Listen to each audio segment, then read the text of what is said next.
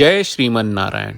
ए पर जे टिप्पणी हम करे जा रहल बा रामानुजदास श्रीमान गट्टू वेणुगोपाल स्वामी जी के द्वारा दिहल गयल बा। अध्याय 18 मोक्ष संन्यास योग, श्लोक 46। यतः प्रवृत्तिः भूतानां येन सर्वम् इदं ततं स्वकर्मणा तम् अभ्यर्च्य सिद्धिं विन्दति मानवः। ओम। गीताचार श्री कृष्ण परमात्मा अर्जुन समेत हमनी सबके मोक्ष संन्यास योग सिखा रहल बानी। परमात्मा कह रहल बाड़न, हे अर्जुन, सब जीव भगवान से उत्पन्न होला, सब लोग के सब कर्तव्य भगवान से निकलेला, भगवान सब जीवन के पोषण करेला, भगवान सब जीव के आपन भीतर सुरक्षित रखेला, भगवान सब जीव में मौजूद बाड़े। ऊ परमात्मा श्रीमन नारायण हवे जे सब जीव में निवास करेले और अंतर्निहित हवे। बाकिर व्यक्ति के जौन भी व्यवसाय या कर्तव्य देल गयल होके, चाहे ऊ ब्राह्मण, क्षत्रिय, वैश्य या शूद्र के रूप में होके, ऊ ओ व्यवसाय या ओ काम के श्रीमन नारायण की सेवा के रूप में करेला। यानी श्रीमन नारायण के आपन नियत कर्तव्य के निर्वाह करत घरी पूजा कहल जा सकेला और ओकरा साथे ऊ वास्तव में अपना कृपा से परम पद के प्राप्त करेला। ई कह के श्री कृष्ण परमात्मा ई साफ कर रहल बाड़े कि भगवान की सेवा के रूप में जौन काम हमनी के सौंपल गईल बा ओकरा के हमनी के आसानी से सिद्धि हासिल कर सकनी जा। यही से जौन काम हमनी के सौंपल गईल बा और जौन काम हमनी के वर्तमान में कर रहल बानी जा, हमनी के ऊ अंतर्हित श्रीमन नारायण की सेवा के रूप में करी जा।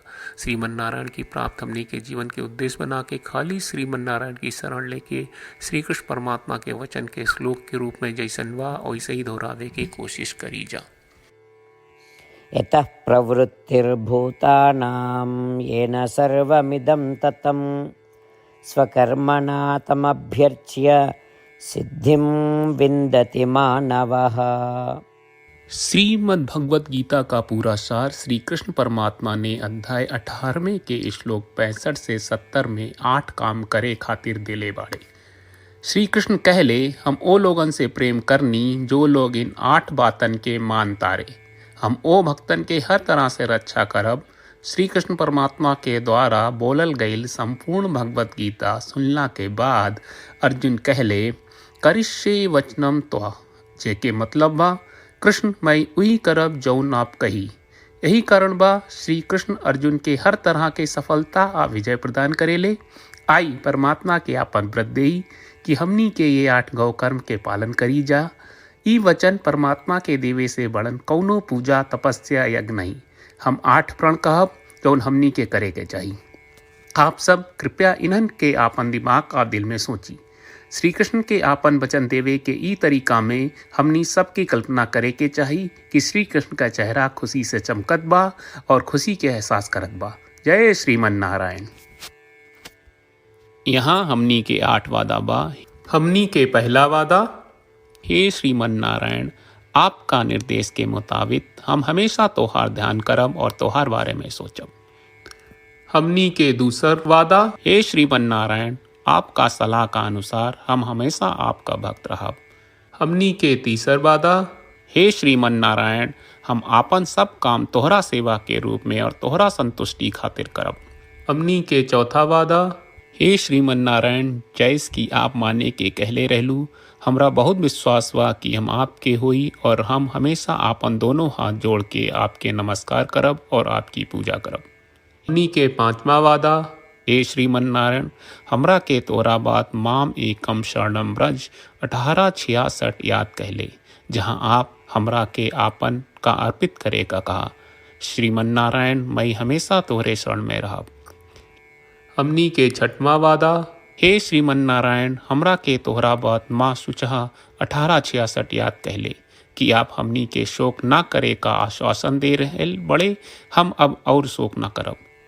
हमनी के 7वां वादा, हे श्रीमन नारायण, आपने हमरा खातिर श्रीमद् भगवत गीता के वितरण करके हम सब के कृपा कहले और आशीर्वाद दहले बा। हम वादा करत बानी कि रोजाना कम से कम एक श्लोक पढ़ब या सुनब। हमनी के 8वां वादा। हे श्रीमन नारायण, आप गीता के पूरा मानवता तक ले गयलू।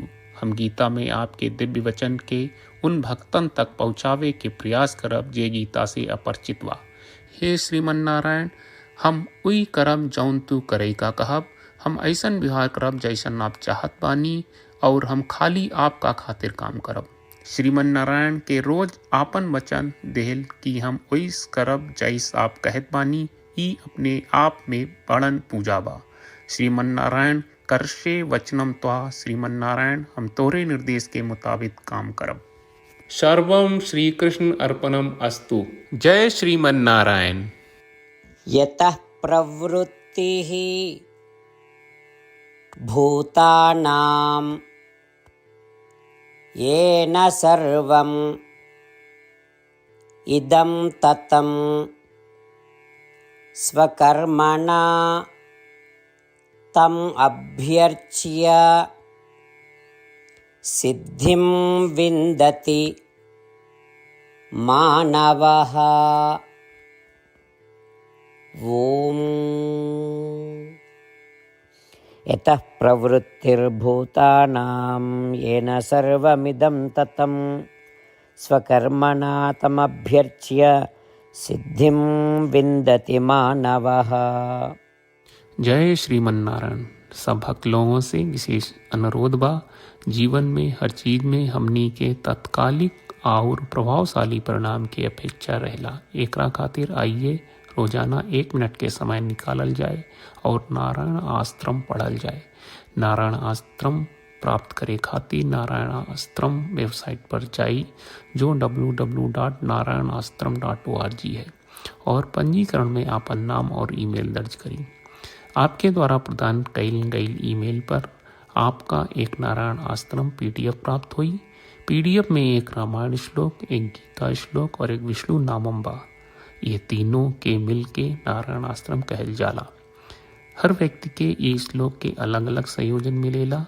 जब हर कोई 24,000 भक्तन के साथ रोजाना आपन नारायण आश्रम पढ़त आ सुनत बा ता हर दिन संपूर्ण रामायण का 1 दौर, श्रीमद् भगवत गीता पारायण के 33 दौर और श्री विष्णु सहस्त्रनाम स्तोत्र पारायण के 24 दौर प्रतिदिन पूरा होएला। ई एक बहुत ही उल्लेखनीय और विलक्षण परिणाम बा जौन हर एक दिन ऐस करे से निकलेला। ई कारण बा कि आप और आपके परिवार के सदस्य तुरते जाके आपन नारायण आश्रम प्राप्त करी। जय श्रीमन नारायण।